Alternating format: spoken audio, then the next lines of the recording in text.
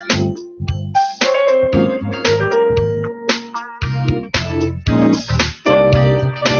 right. Good evening, everybody. This is your host, Tone Duncan, and you're in tune with the Truth Seekers. Happy Tuesday evening to you as we bring you episode number 3. Today, we're going to be talking about something that's very dear to my heart personally. To start things off, I had a kind of rough path, a unique path in my pursuits of my own happiness. When I was in grammar school, forced by my dad to take some really rigorous tests because he wanted me to go to a good high school. And I was fortunate enough to be able to go to a high school program that was brand new in the Chicago area, give students an amazing opportunity to be prepared for college from the inner city.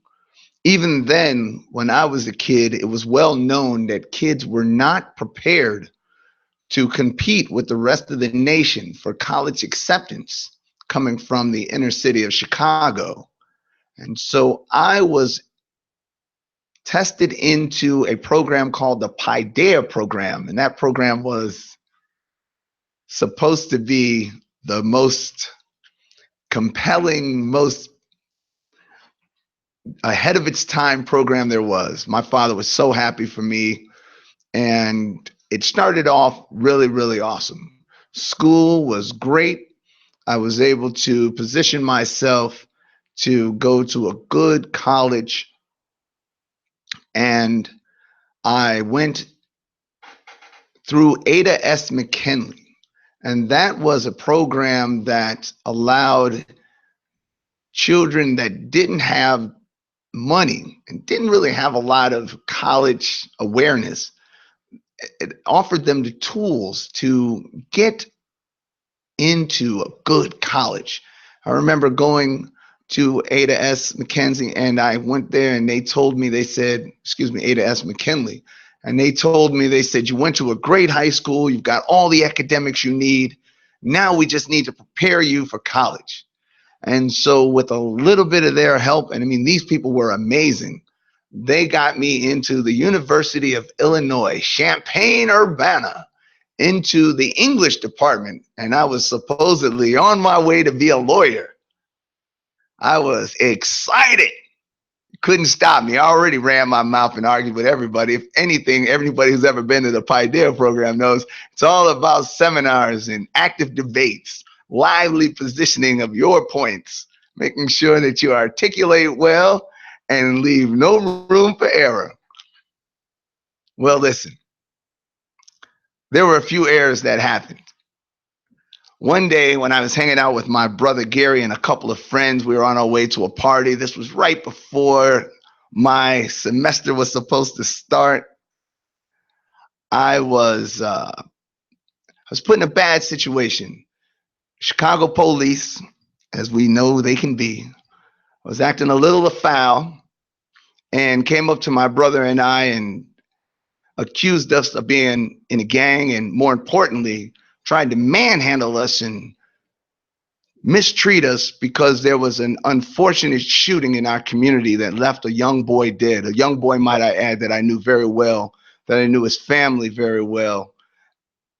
Instead of allowing us a chance to really take it in and understand that a good family friend of ours had just been murdered, mind you, at the age of 14. This little boy was murdered by a warring gang that happened to be Latino. And these cops accused me of being, and my brother of being, in a Latin gang.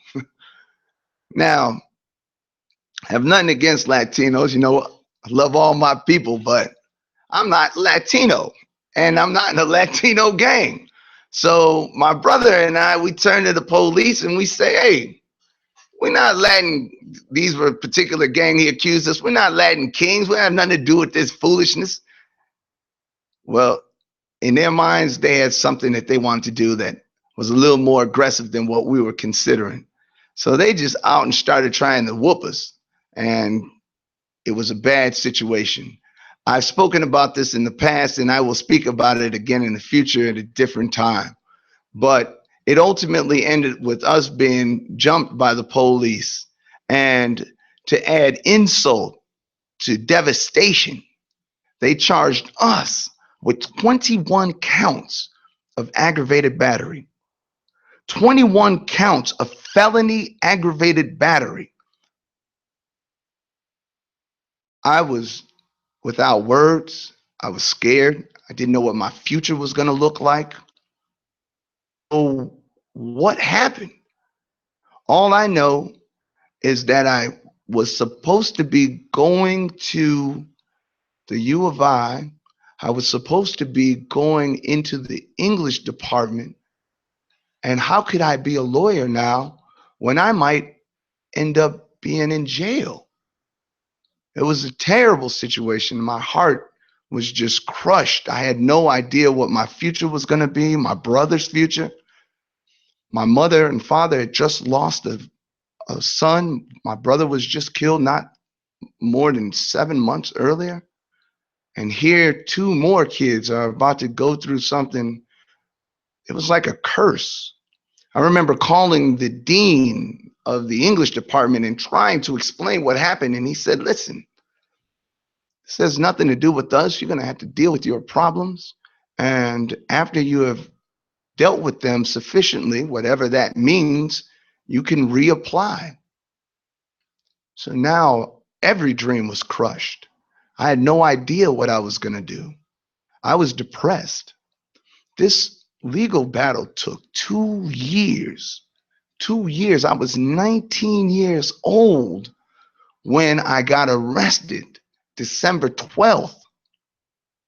Stayed in the Cook County Jail, first time I'd ever been incarcerated, through Thanksgiving, through Christmas, through New Year's. It was the worst, through Valentine's Day. And I get out with no future, with no idea what my world was going to look like.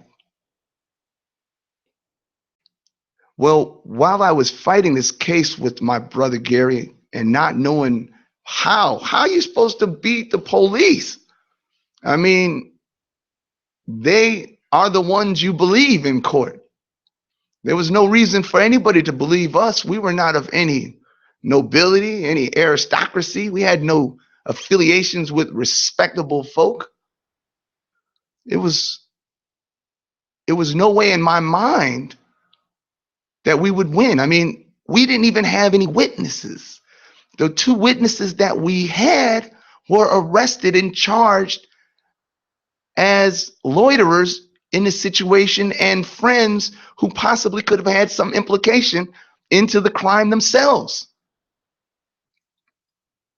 I got a lawyer, and the lawyer said, you're going to need to show the court that you're a credible person. Right now, as far as they're concerned, you're a dropout, and you have to show that you are an upstanding citizen. So I didn't know what to do. It was clear that I was not going to get back into a four-year university, a four-year institution. That wasn't going to happen. So I decided to enroll in a trade school. I decided to enroll in Truman Technical College. And I chose hair, cosmetology as the curriculum because it was starting immediately and I needed to get in school because we were getting ready for a jury trial. Well, long story short, we won that case because we were not criminals. And I look forward to talking about that in another episode. But yeah, we most certainly won. We were acquitted of all of our charges. And we later on sued the Chicago Police Department in the city for that matter. And we went on to try to in some ways restore our lives. But that brings me to today's conversation. Today's conversation is the pursuit of happiness. Really seriously analyzing the differences between a traditional 4-year college and trade school.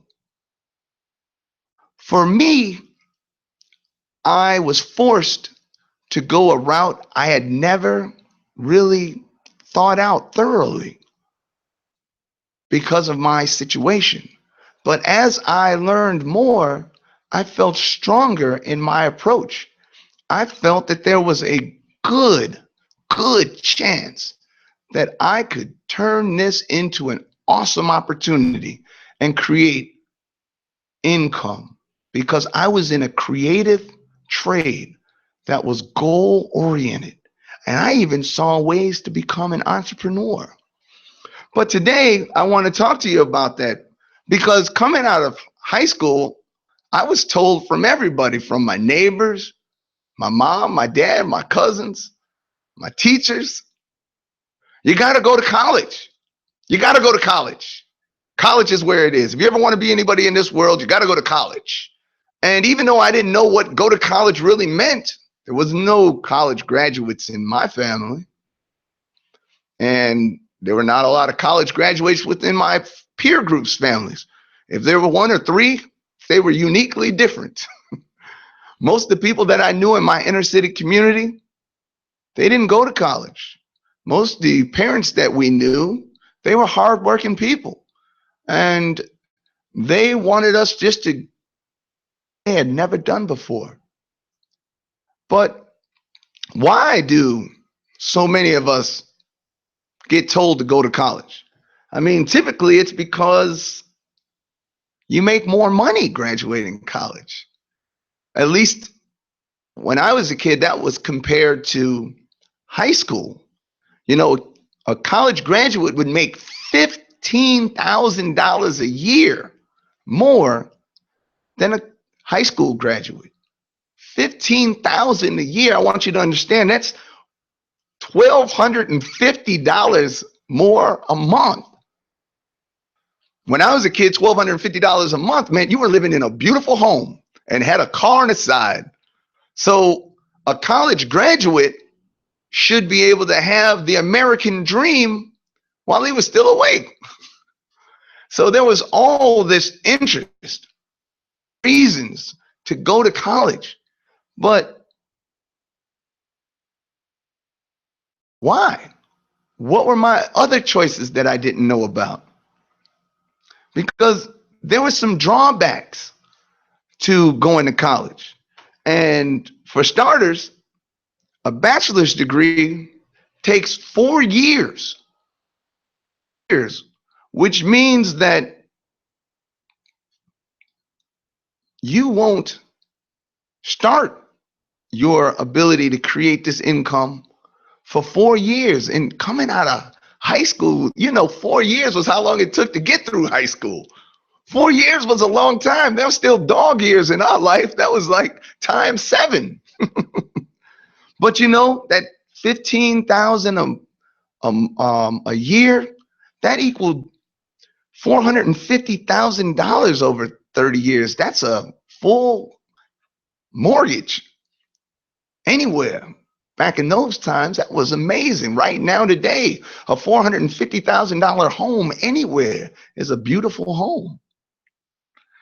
So there's some issues. The issues was nobody told me about trade schools.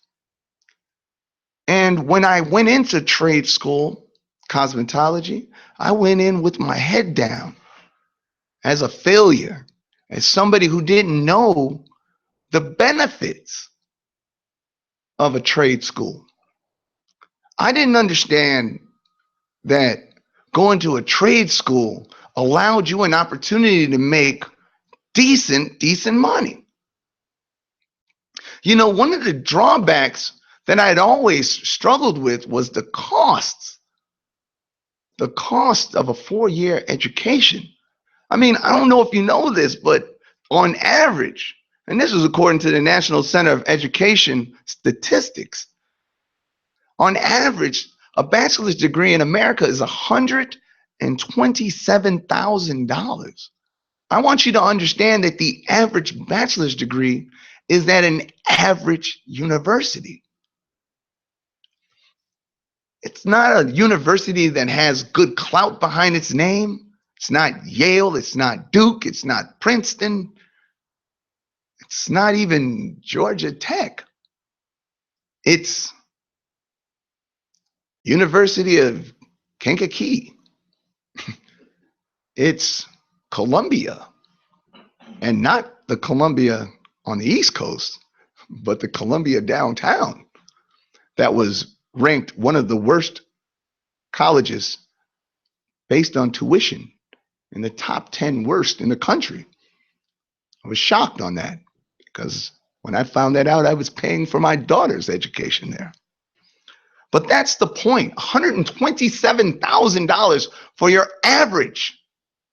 And the average means there's people paying a lot more. People that had no idea what it was going to be like to pay that back. And you know, now, today, because a lot of us have children who are at the high school graduate level, some of us are younger listening here, and you're at the high school graduate level. And you know that a freshman in college can't even take loans out. Can't even take loans out for the full tuition of the freshman year. And you know what that means for a lot of these kids? The parents either got to play broke, play like they abandoned you, or come up with something called a Parent Plus loan. Do you know what a Parent Plus loan is? I'm going to tell you what it is. It's pure exploitation. Who know they just want to see their children do better than they did. Parent Plus loans on average are about 7%. Okay? And that's immediate. That's immediate. 7%. Can you imagine that? 7%? On average, that's 7% on $20,000 loans to be paid back with interest immediately. I know this because I have 2 children with Parent Plus loans. So let me explain this to you so you understand. When you take a Parent Plus loan out, it's at a time in your life where you thought you had a little bit, came at a time where maybe you want to use that money to buy a business. Maybe you want to use that money to help your parents out. You know, mom who had been there for you forever, you know, and she can't work anymore. Times are tougher. She had never really worked and gotten her due, and it was finally your chance. Maybe you could send her to Jamaica for a nice cruise. No, no, no, no, no. No, that would go in a Parent Plus loan, and you'll start paying that back. And God forbid your parents are in poor health like so many of our parents are fighting. You can't do anything for them because you're trying to get your child through $100 and something thousand worth of debt. And that's on the low end. You know that's on the low end. And this is the America that we're dealing with. So now you just got through paying off whatever loans you have, and now you've got Parent Plus loans. It's terrible. It kills my heart. Kills my heart. And Sally Mae is smiling. You hear me? Sally Mae's got a smile on her face that nobody, not the Kool-Aid man, nobody has a bigger smile than Sally Mae right now. And you know something? Maybe you didn't know this, but there's only one form of debt that you cannot file bankruptcy on. Yeah, that's right. College tuition. You can't. You're going to pay it. You're going to pay it all. Can you imagine? You got a 19, 20, 21, 22-year-old with $150,000, $200,000 worth of debt. on their name before they ever become an adult. That's indentured servitude to the workforce. This is how we are bringing our children into this world, into this adult world. I can't even explain how devastating that is to me as a parent. And I know so many of you already know this is not something I've got to tell you. So this brings me back to trade schools, because when you think about it, some of these kids just aren't prepared for college. What that means is that when you send these kids to a college, 40% of them drop out.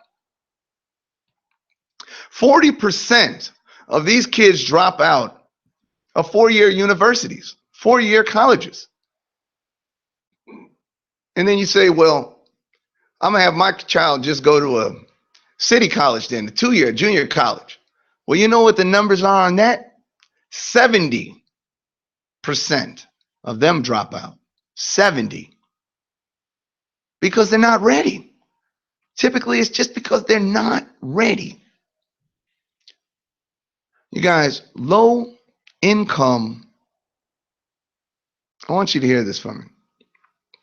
Low income people, idea the amount of money that they're still going to have while they're in college. How would we know? Who did we learn it from? The average trade school, you guys, doesn't cost a fraction of what it costs to go to a four-year traditional college. College graduates, just so you know, because I know a lot of college graduates, and I take my hat off to them because I know what they had to endure for years. I know the burden they carried on their backs for their entire families to graduate, to make sure they didn't let their mother, their father, their aunties, their neighbors, their friends down. They carried that torch, and I have the greatest respect for them. But do you know the average college graduate from a low-income family earns about 91% more than a dropout? And that's amazing. 91% more than a high school dropout within their own socioeconomic background. But now, if you were coming from an upper income stratospherical position, they earn 161% more than a college dropout in their own socioeconomic grouping. Maybe you didn't understand what I said, so I'm going to say it to you really slow here. The average college graduate coming from a poor community doesn't make as much as the average college graduate coming from an upper class community. It's almost half. It's literally almost half. So all the people who think that, well, if my baby graduate college, they're going to be making hundreds and hundreds of thousands of dollars, you know they don't. Do you know what the average is? I do. The average, unfortunately, is $45,000. $45,000 a year, where the average high school graduate makes $30,000. Remember that 15 we talked about. You guys, when we come back to talk a little bit about trade schools and what they have to offer, you're listening to Tone Duncan, and this is the Truth Seekrz on IntellectualRadio.com and iHeart channel.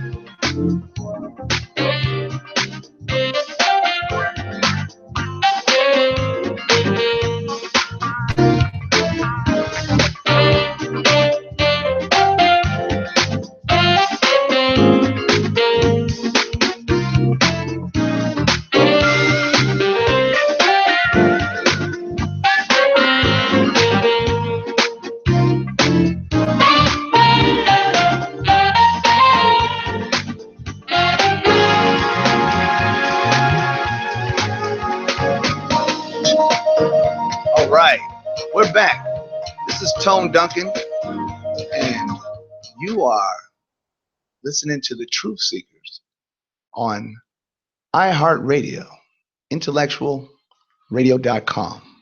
I am so gifted to have one of my mentors with me today as my in-studio guest.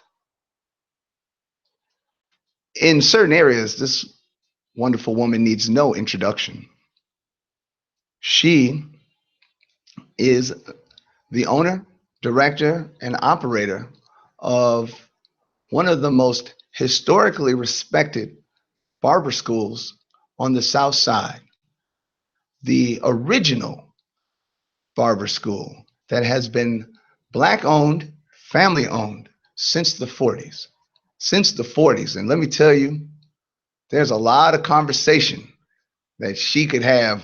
There's not enough time in the show for the amount of information that she could offer us on this segment of trade schools and how they relate to inner city opportunities. But without any further ado, Miss Bernadine Rideau. Hi, Tone. How are you, dear? I'm well, and it's good to see you, and it's good to be here. Well, for me to have you here puts me way over the top. So I am excited to have you. I'm very thankful that you are here. But when it comes to trade schools, when it comes to understanding what inner city youth really need, there is no greater authority. So I thought for certain that I would bring you in today and talk to you about trade schools. Um, First question I have. So, I need to kind of get a little background from you, Okay. if that's okay. Tell me a little bit. Here's my first question for you. Have you went to college?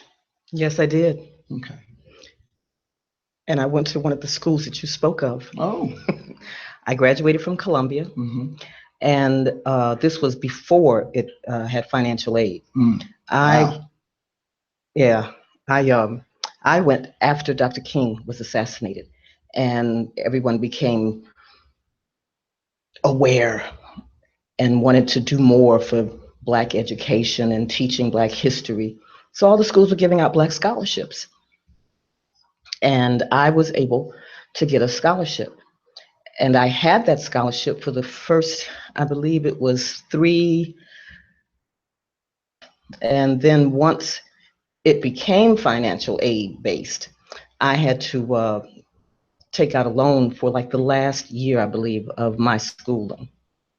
So I didn't have the same burden as a lot of people did by doing a full 4 years. So I was very thankful for that. Well, I was reading that unlike all American debt, education by itself is the only debt Americans pay that has actually went up every single year for the last 15 years. Well, wasn't our president still paying for his? Well, he ain't paying no more. I think you got that. Okay, so that was awesome. And might I ask you, what did you focus? What was your focus? What was your major? Well, I started out in advertising, Mm-hmm.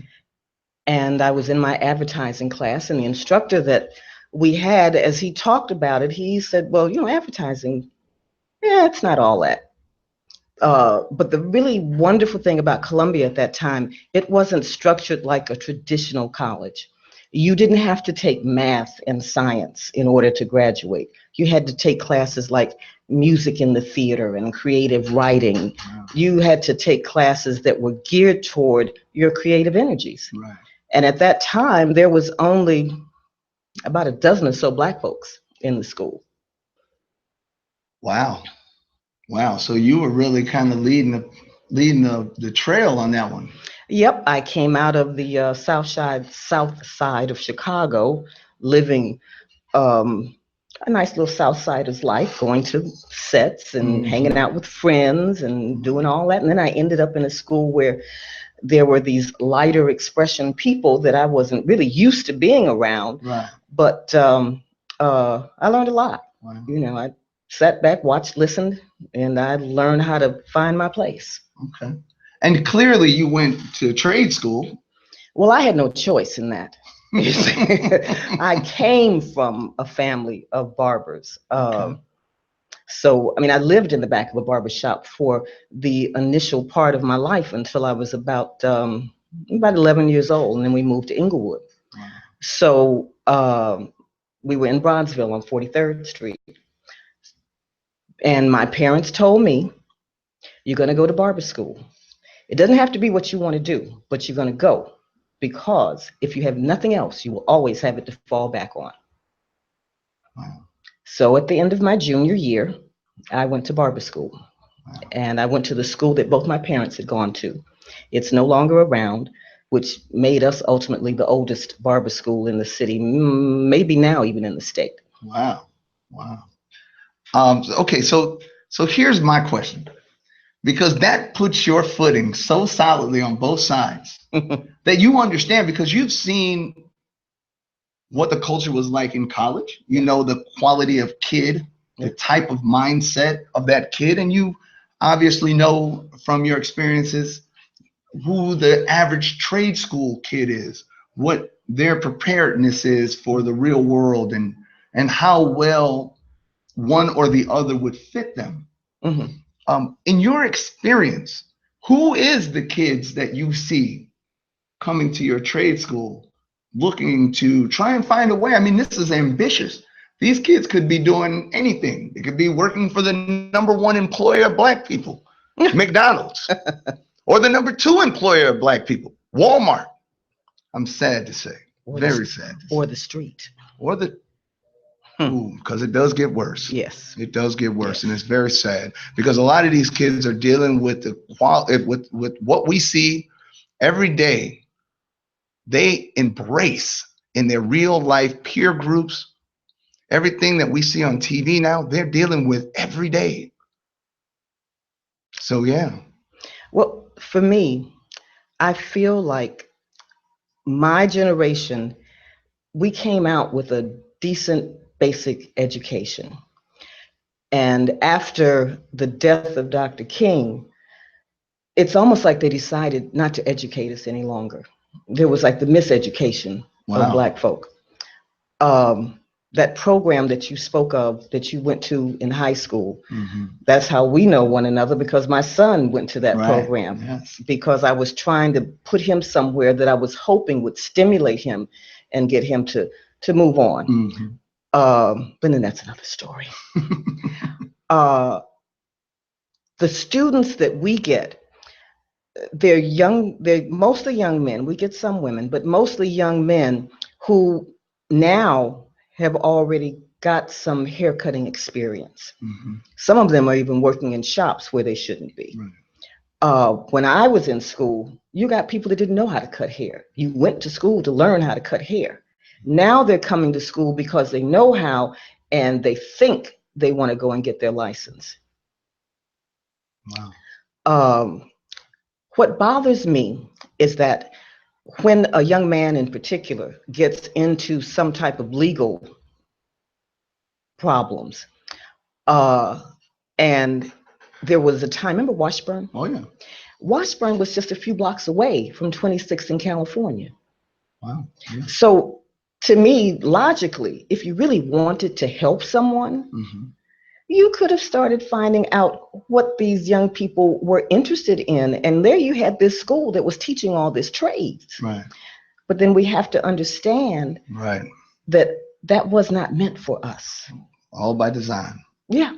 Well, so it's funny because, of course, when I graduated from hair school, there were no barber schools on the north side. No. So I went to a cosmetology school. I was teased by my family for that. But of course, I found a way to regain my masculinity, and I predominantly just cut hair. And when I opened up my salons, and I had some pretty big salons. I had 22 chair salons, and my wife had a couple salons, and we couldn't get barbers to come from the south side or the west side. So our primary source of barbers were from the penitentiary. And it feels really good that I say this because there were so many meaningful people coming out of it, just the worst situation. And I thought about me. I thought about, what if I would have went to jail? What if they would have convicted me and I would have needed to start my life over? I saw me in every one of them. Serious, those who wanted it, they changed their lives. Yeah. They changed their lives, not because of me, but with me, because they were determined when they got there to never turn back and see that ugly place again. You guys, I'm going to tell you right now, the trade that they took, rather than sit around their cells or hang out in the weight room, changed their lives, where they were able to make career money, family support money, when other kids would come out of the penitentiary and go to Popeyes and work at McDonald's. Let me ask this question. So what do you think is going on with trade schools today? Why is it that some of the most deserving people can't find a trade school to go to, and those who do find trade schools to go to are so incapable of seeing it all the way through? It's a minimal amount of time now. I mean, it's only a year compared to a 4-year education. Well, it's as we said before, there are only certain kinds of trades that you're going to be allowed into. You know, in our culture, we have the handyman who knows he's a jack of all trades, but a master of none, right, because he has not been able to break down that wall. I mean, it's a system. In order to get in the union, you have to have a job, but in order to have a job, you have to be hired. So aside from trades like barbering or cosmetology, a few of the building trades, culinary, you got to have a desire for one thing. You got to want to do it. Right. And in high schools, we don't really have trade schools for high schools anymore. Remember, there was Chicago Vocational, Dunbar Vocational. I was mad my dad didn't let me go to one of those. See, but they don't teach trades. You know, everything's supposedly geared towards you going to college. And everyone is not going to college. Everyone is not meant for the traditional college. There are people that, I mean, even in the creative forms of music and art, though even those subjects aren't in schools anymore the way they used to be. But I will say this, I want to get this out. I have to, I don't have a lot to say for our state government right now, but Governor Rauner and the legislature did pass the legislation so that if you are a convicted felon, you do not have to go through the same kinds of strain to get your license that you did before. Oh, I know, because I used to have to really walk my people to these meetings and write letters to their parole, trying to get, you know, God forbid they had a violent crime in their background, trying to get somebody to have meaningful employment in a trade that was upstanding, and to know that they may have done something when they were 18 years old. That's and right. Here they're in their 30s and they can't operate. Punished. They can't. Yeah, they're still being punished. And so I'm so glad to hear that, because that was a really, really terrible thing. You guys, this is Tone Duncan. You're listening to the Truth Seekrz on IntellectualRadio.com and iHeart channel. I'm here with Bernardine Rideau, and we are talking about trade schools and how trades, one of the most viable ways to create income when you don't have a college plan. Now, that doesn't mean that for any reason we don't go to college. We'd love for you to go to college, but it means that if it's not time for you right now individually, don't just sit like a bump on a log, but look at some other opportunities. If you're worried about what you want to do in college, if college is happening way too fast, don't drop out. Don't be a failure. Use another alternative. Put it on pause for a minute and get a trade underneath you. That way, no matter what you do, and even while you're in college, Yeah.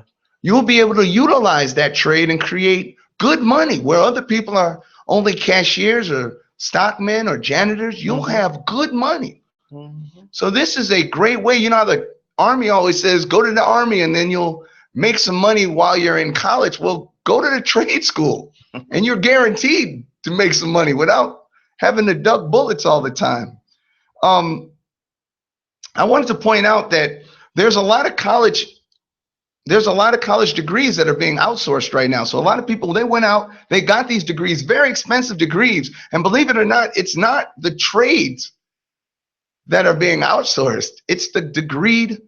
I was looking over a few careers, and there was only one trade that I actually saw that was on the top 5 for being outsourced. The top 5 were computer programming, software engineers. And I don't know how many of you remember, but in the 90s, if you weren't going to school for something that dealt with college, the computers rather, then you were wasting your time. Now all those jobs, all those careers are being outsourced. Accounting and auditors, all those are outsourced out of this country now. Even lawyers are being outsourced. A lot of the legal stuff is being outsourced. Insurance sale agents and real estate agents are really the only trades that are being outsourced right now. Chemists, I mean, come on, these STEM jobs, chemists, they're being outsourced.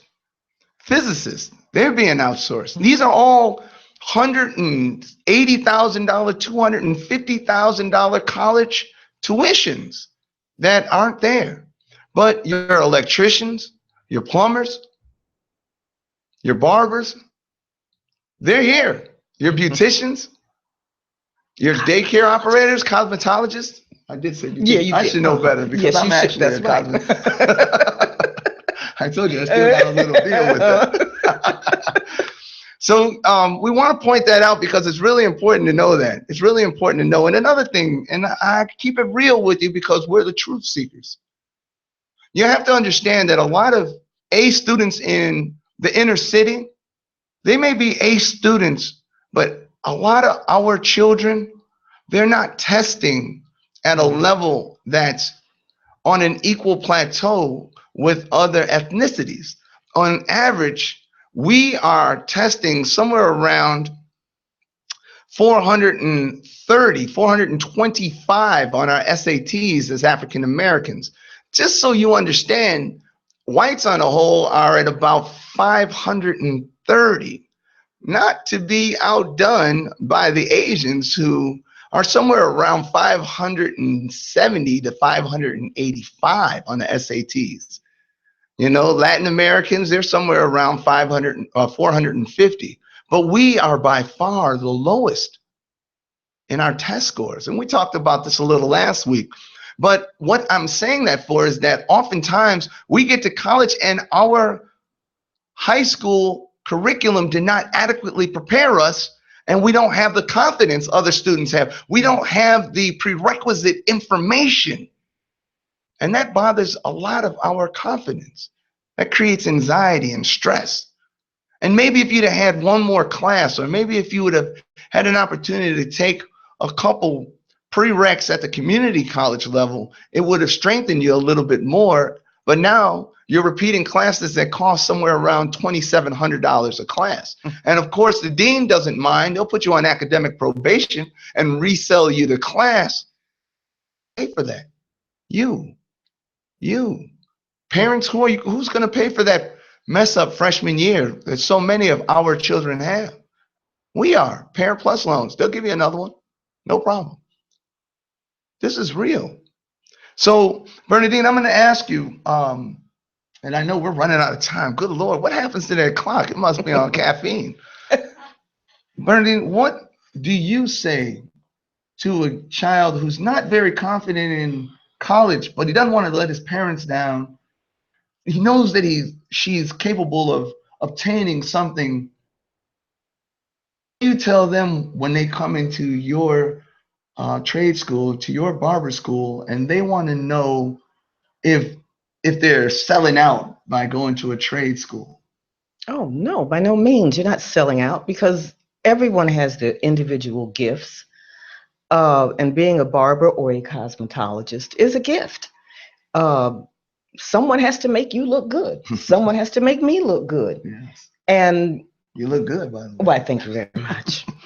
I mean, look at this. Let's take Barack Obama. Mm-hmm. When he went to Washington, he had his barber in Hyde Park. His barber in Hyde Park used to travel to take care of President Obama's hair. We made it. Yes. And he was interviewed once, and he asked how much he charged President Obama. See, this is where a trade like barbering and cosmetology becomes a very useful trade for you. Because what he said was, I charge whatever the going price for a haircut was. That's what he charged. Now, what he got above and beyond that was none of that reporter's business. And you know Barack was taken care of. Of course he was. He had travel, but these are all expenses. One thing that is sad for me is that too many of our barbers that have either not gotten their licenses or have gotten their license and still don't treat it with respect. They don't realize you cannot live out of your pocket. You have to learn how to be an entrepreneur. You have to learn how to be a business person. You have to learn and understand that you must give Caesar what is due Caesar and take care of yourself. That's right. That's right. What do you say to the barbers, and what do you say to so many of our less than certified, less than licensed performers of trades? How do you encourage them to go back to school and get that license instead of running out the back door when you think the state is coming in or the police are there? And how do you encourage them to take a big step forward and get that license? I'm gonna tell you, Tone, that has been the number one thing that I have been trying to figure out. I do get a few returnees. I have a few now that are coming back to get that license. However, it's not enough. And they don't understand that so long as you do not have that license, you're not in control of your life. Right. Because you can't go and buy a building or a car unless you go pay cash. There are things that you just cannot do. You can't send that child to college if you do not have a place to show where you made the money. Right. And I'm so proud of my students that have gone on and now they're sending their children to college. They're posting, my baby got into Howard. I mean, that makes me proud. That makes us all proud. You know? Yes, it does. Yes, it does. I was going to point out something here. When back to my story of when I finally won our legal battles. And as I told you, my parents had just lost a son. They had just lost a 17-year-old to gun violence, and they were already just devastated from that. And then we finally won our case, and somehow it was like we came back from the dead. They thought they had lost two more children, and the city was too much for my mother. She left. She went to Michigan, and my dad, he had befallen some hard times, but again, he was a tradesman, so he was able to reestablish himself. But in the interim, I was homeless. I had nowhere to live, and I was in hair school, cosmetology school, and living basement to basement, hanging out in sheds until somebody came down there and found me.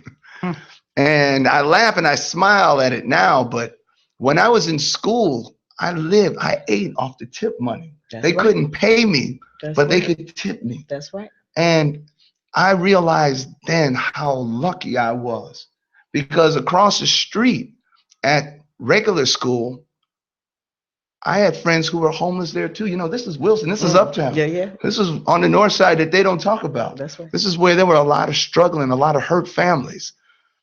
And they didn't get tip money. They went to school, and I was helping to feed them. Thank God I had that to share. And I just want to point that out, that again, just one of those benefits of having a trade, having something you can make immediate income on, was such a blessing.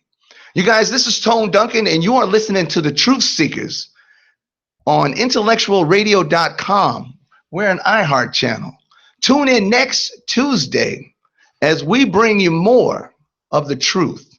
You've been listening to Bernardine Rideau, the famous McCoy Barber School instructor, owner, and confidant of all those who are really looking for help. I hope you guys go to McCoy's Barber School.